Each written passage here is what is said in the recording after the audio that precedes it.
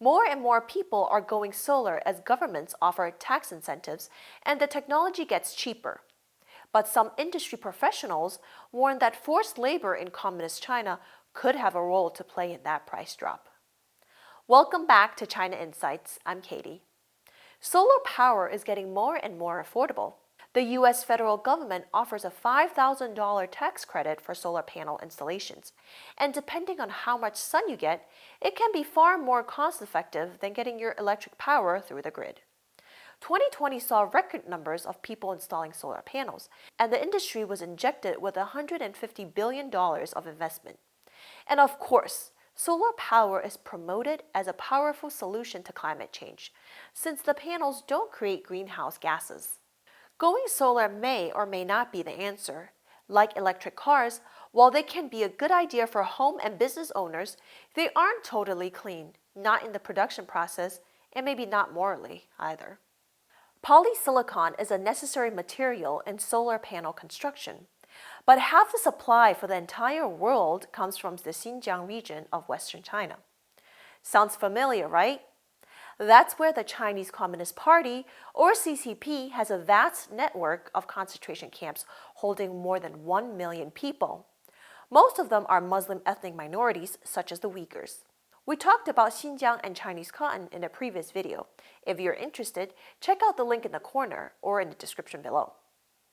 According to the Wall Street Journal and other media, some experts say there's a decent chance that polysilicon and other materials used to make solar panels are built or prepared using slave labor. An article by Bloomberg describes how the outlet dispatched 2 journalists to Xinjiang with the goal of touring factories where polysilicon is produced. The reporters were guarded heavily by the police and other government agents who deleted their photos and stopped all their attempts to interview the local people. And when the reporters tried to inspect the factories, they were turned away, supposedly due to COVID restrictions.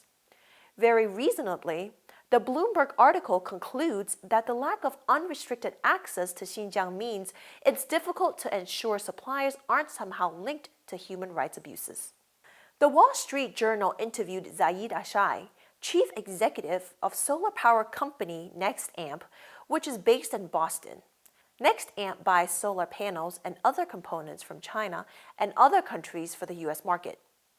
Ashai said that it's almost impossible to inspect the operations in Xinjiang to make sure the work is done ethically, without slave labor. Apart from being imprisoned in camps, many of the re-educated Uyghurs seem to be used for slave labor once they're released. This makes it even more likely that there is an element of forced labor in the solar panel supply chain. In a report from 2019, the owner of one Chinese polysilicon factory said that his plant hired 121 poor minority workers from southern Xinjiang. According to Bloomberg, photos posted by the local government in June 2017 show workers lined up in blue uniforms, about to be sent by the labor program to companies including East Hope Group Company, an aluminum smelter that in recent years also started producing polysilicon in Xinjiang. The researcher who found the document was Adrian Zenz, a German who was one of the first to call out Beijing for the large-scale incarceration of the Uyghur people. Bloomberg writes, "The documents are troubling because the solar power surge that's one of the greatest hope in the race against global warming depends on the crucial supply of Xinjiang-made polysilicon." The article also notes that some of the Western nations leading the transition to cleaner energy have also accused the Chinese government of committing genocide in Xinjiang. In March, the US, UK, European Union, and Canada put new sanctions on China over alleged human rights abuses. The US has already banned imports of cotton and tomatoes from the region. The substance needed for the solar panels could be next. So why is the world reliant on China for solar panels? Because like many other things made in China, it's cheap. Forced labor or very low wages would help explain these low costs. The CCP says that it's educating the Uyghurs and other Xinjiang people, de-radicalizing them and bringing them to a more modern way of life. But this education often just means that people have to learn the Communist Party's atheist ideology, speak Chinese instead of their own native languages, and either give up Islam or settle for a version that has been completely changed to fit the CCP's socialist core values. And many Uyghurs who survived the concentration camps say that torture, sexual abuse, and death is common in the camps.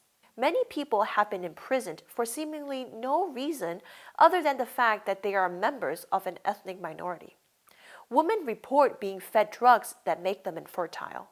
Foreign experts and governments say that the CCP is committing cultural genocide in Xinjiang. The CCP says that it respects all of China's ethnic minorities, called the 56 Flowers, because there are 56 officially recognized ethnic groups in China. In other words, this is the same kind of treatment that millions and millions of other Chinese people have gone through. The CCP claims to be working for the good of the people and the glory of the country, but it is actually abusing both. Before the Uyghurs in Xinjiang, millions of Chinese who practice Falun Gong meditation were put in jail or labor camps to undergo transformation. Many of them who refused to be transformed had their organs harvested while they were still alive. And before that, the labor camp system existed for many decades, and the Cultural Revolution destroyed much of China's national heritage. Renewable energy and environmental protections are good goals to have. But if they come at the expense of basic human dignity and freedom, we might want to reconsider the methods. As the Bloomberg report warns, embrace the green future, and you have no way of knowing if you're purchasing products made by forced labor and dirty coal. Thank you for watching.